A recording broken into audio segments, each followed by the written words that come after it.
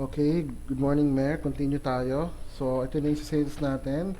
Last part natin is nag-refund tayo. So, obviously, 50 na lang yung ano natin, yung sales natin for today. Okay. So, yun ang ano doon, yun ang function ni refund.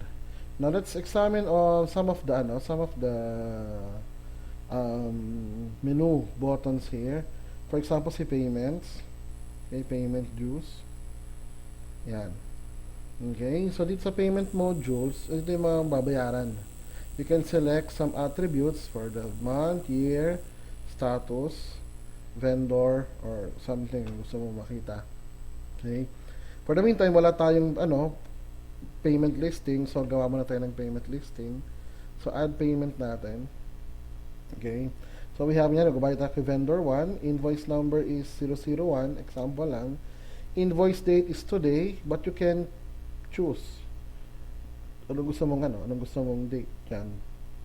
Okay. Then, cash, ang mode of payment. For example, later, magano tayo ng check naman. Invoice amount is, for example, 3,000 yung babayaran mo. 3,000. Due date is today. For example lang today. Okay, status niya is pending pa. So, pag save ng payment, click natin. Automatically, invoice number is 1, cash, amount due, no assigned date yet. Hindi natin alam kung kailan siya babayaran eh. Basta ang payment due niya is today, dapat. Gano'n, na part. Okay, so orange siya because today ang deadline. So nakikita mo, ito pa rin deadline ko ngayon. Orange siya ngayon. For example, babayaran mo na ngayon, click mo lang tong arrow button. Ito pa rin information. So, hindi kasi magka-cash sa table. So, check number, wala. It's because cash tayo. So, wala pang remarks dyan. Close. So, ngayon, i-edit natin yung yung payment. Okay. Ito na ngayon. So, invoice amount, 3,000. Amount paid natin, ganito yung 3,000 for example. Date paid today.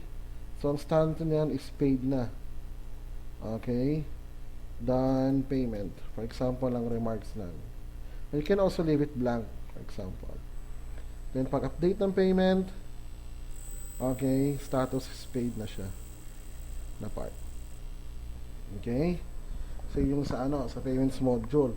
For example, add tayo ng another payment. Okay, so vendor, for example, kay vendor 2 tayo magbabayad. Invoice number is 2, for example lang. Invoice today. Ang mode of payment is check, for example. Invoice amount is 1,000, for example, sa kanya. Payment due date, for example, sa June 30 pa. Okay, June 30 pa bayaran. Then, save payment tayo dito. So, ngayon, ito yung lalabas dito. Pending pa rin siya. The meantime, so, check yan siya. The part, no assigned date yet kung kailan babayaran. Okay, so for example, kailangan bayaran sa 30, example, or kailangan ng bayaran ngayon. Okay, so click lang natin si edit button. Okay, so vendor 2, invoice number, check number. Kasi check yung pinili natin eh. For example, 1, 2, 3, 4, 5, 6, 7. Example lang.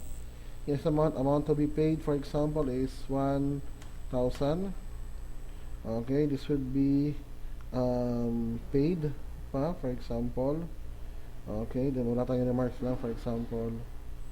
Then, paid na siya.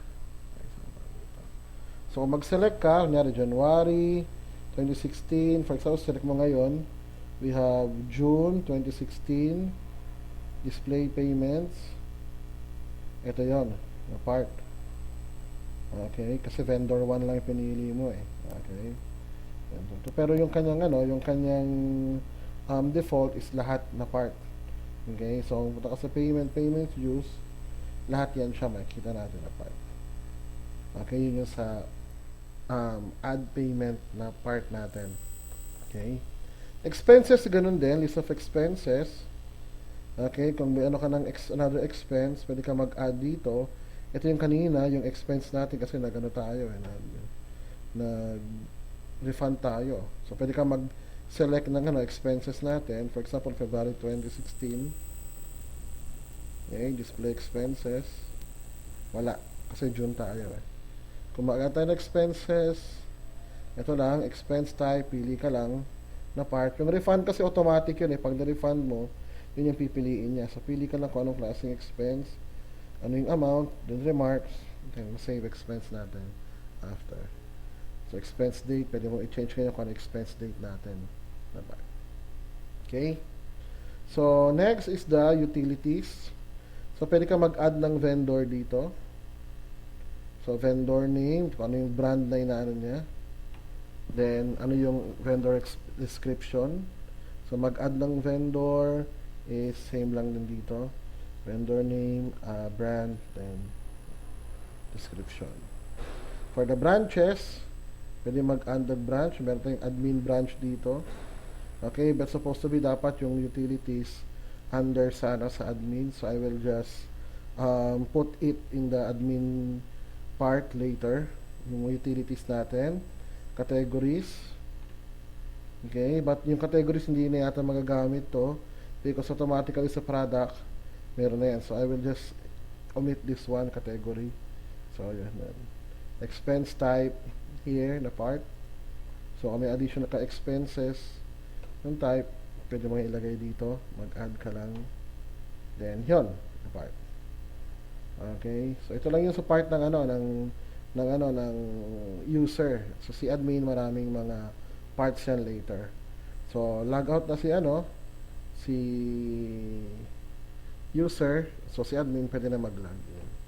So, ulitin ko later, continue natin yung yung sa part ng admin mamaya. Thank you.